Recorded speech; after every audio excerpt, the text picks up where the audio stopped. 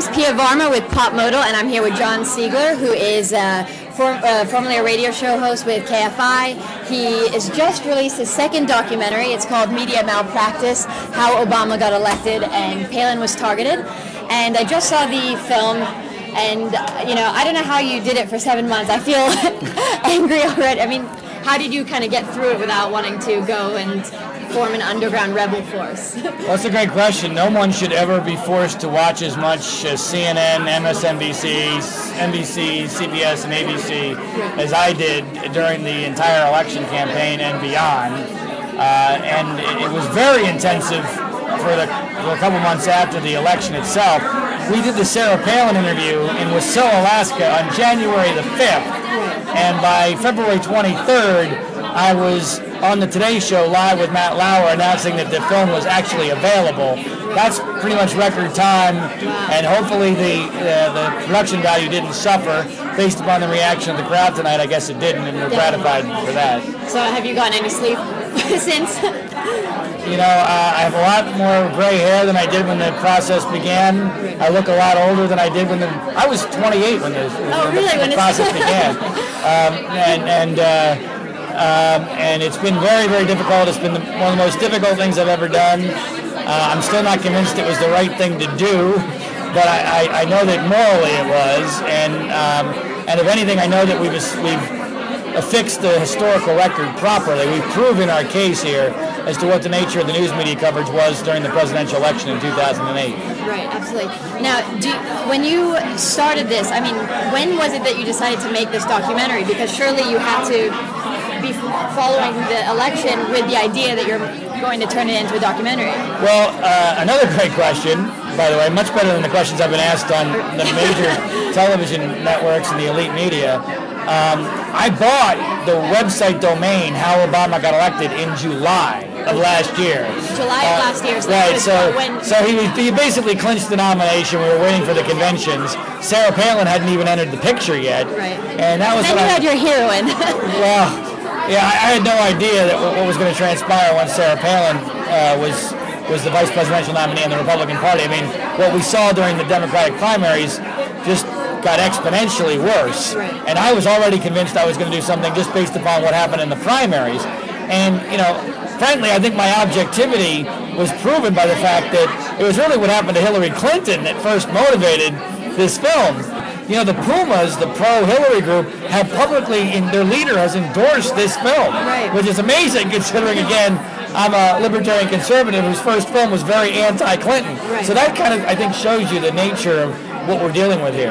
That's interesting you said that, the idea of profit versus passion. It kind of leads into my next question, which was when I was watching the film, I know that you talked about the Drudge Report, kind of at a certain point getting on the Obama bandwagon, just for a little while. I mean, at some point, Obama, whether he was Democrat or Republican, was a celebrity that sort of sold newspapers. No, what we had here was a toxic mix. Right. We had the liberal bias, and clearly he's very, very liberal, most liberal member of the Senate, combined with race, and their the media's built-in defensiveness about the issue and unwillingness to attack or criticize anyone who is a minority. Right. And then when you add on top politics and race, you have the issue of ratings. And he was very good, not just for ratings in general, but also for younger demographics. Right. And that's why MSNBC decided to throw away whatever journalistic integrity they had and jump on his bandwagon. And I don't pretend to understand Matt Drudge. I don't think people very close to Matt Drudge understand Matt Drudge. But it's very clear whether it was a financial incentive or an anti-Hillary agenda or just because he was having fun. Who knows why? There's no doubt Matt Drudge played a huge role in what happened during the primaries. But do you think that because I remember vividly, and I had a conversation earlier about where McCain had this ad where he said, Obama is like Paris Hilton or like Britney Spears. Do you think if Paris Hilton came out and said, I'm a conservative, that's hot, do you think that everyone would suddenly want to be a conservative?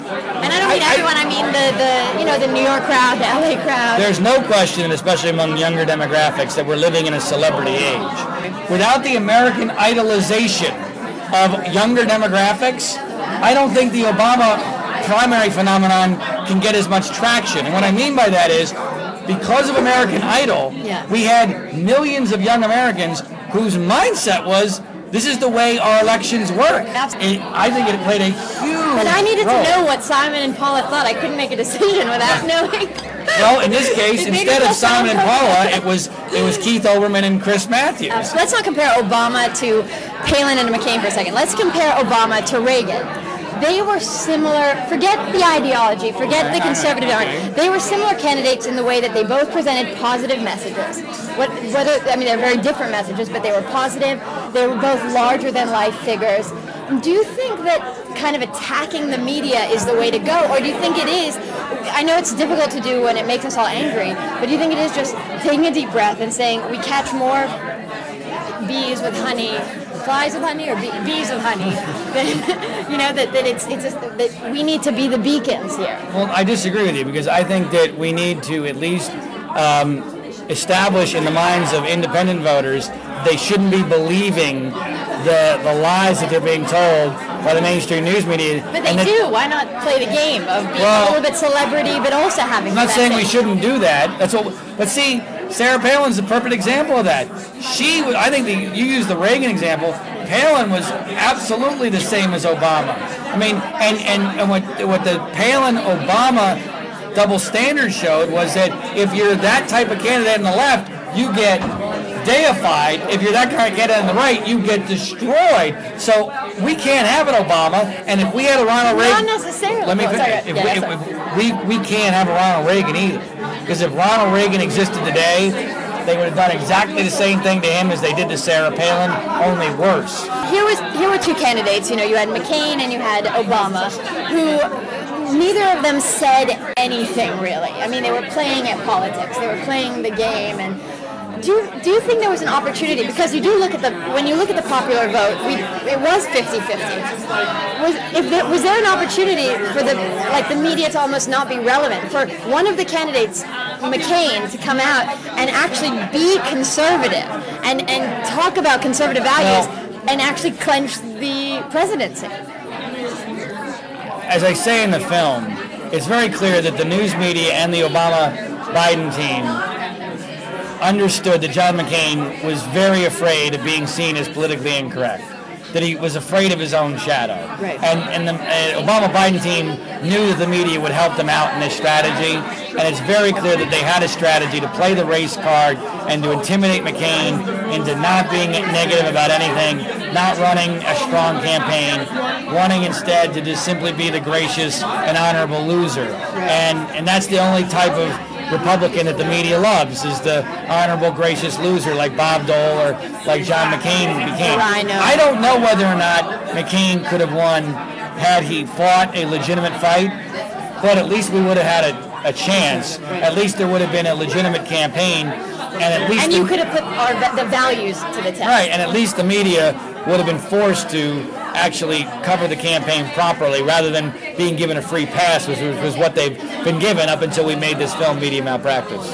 Terrific. So now, what advice would you give candidates or people running for office or commentators in dealing with hostile environments in the media? Well, I've already given this advice to Sarah Palin.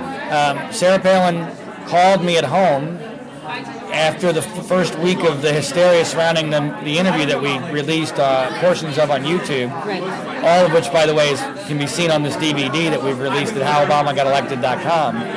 And we were talking about the media reaction to the snippets of her interview and how unfair a lot of the coverage was, and how she was being taken out of context and being portrayed as a whiner, which she's anything but a whiner. You watch this entire interview, she's not whining. She's setting the record straight, and I urge everybody to take a look at it. It's a special feature on the DVD. I said to her, Governor, we have to learn the lessons of George W. Bush, that when you curl up in the fetal position when it comes to negative media coverage, you get eviscerated, and you end up with 28% approval ratings. And she verbally expressed that she totally got what I was saying and agreed with me that you need to fight back, because at the very least our side needs to be able to go, you know what, this is a lie, and we're not going to believe this lie. Too often we are so afraid of our own shadow and so afraid of the news media that we get intimidated, and that's a recipe for sure failure. If you fight a real fight, at least you can stand tall at the end and say, look, this is who I am, and let the voters decide, rather than letting the media dictate events like they did in 2008. Do you think that candidates, when they go on the news, when they are talking to, they go on in the media, do you think they should bring their own camera crews to kind of have their own record of what happened? Do you think or do you think that might shut them out of media completely if they start being a police force? I think it's a good idea. I actually advised the McCain campaign at the convention that to not let Sarah Palin do any taped interviews with the big media, that all of her interviews ought to be live, which would have the same effect, because this would prevent the media from asking gotcha questions, because if she got them right, they would be the ones that would look like an idiot, and also would prevent them from being able to edit her. Unfortunately, no one was listening to me. I think the biggest mistake of the McCain-Palin campaign was not having Sarah Palin immediately after the convention go on Larry King Live that next Monday night, live for an hour, have Larry King slobber all over himself in front of this gorgeous woman tossing up the softballs, and she would have looked spectacular and would have been untouchable from that point on. For some reason, they weren't smart enough to do that, and I think the campaign suffered because of it. So finally, do you think the media is at fault, or do you think we as conservatives are at fault? There's lots of fault to go around, but the facts are the facts.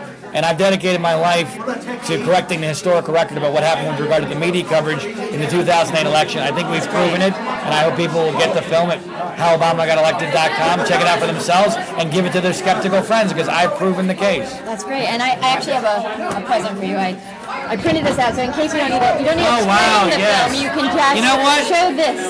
This says it all. I wanted to put that in the film itself. But this was on the same exact magazine cover. This was the one side, Why Brock Loves Her, and this was Babies, Lies, Scandals is on the other. That does say it all, and I wish I had figured out a way to put that in the film. Maybe if we do a sequel to Media Malpractice, we'll put that one in there. Okay, perfect. Well, thank you very much, John. Thank you. Great meeting you, and good luck with your film. Congratulations. It was terrific. Thank you so much.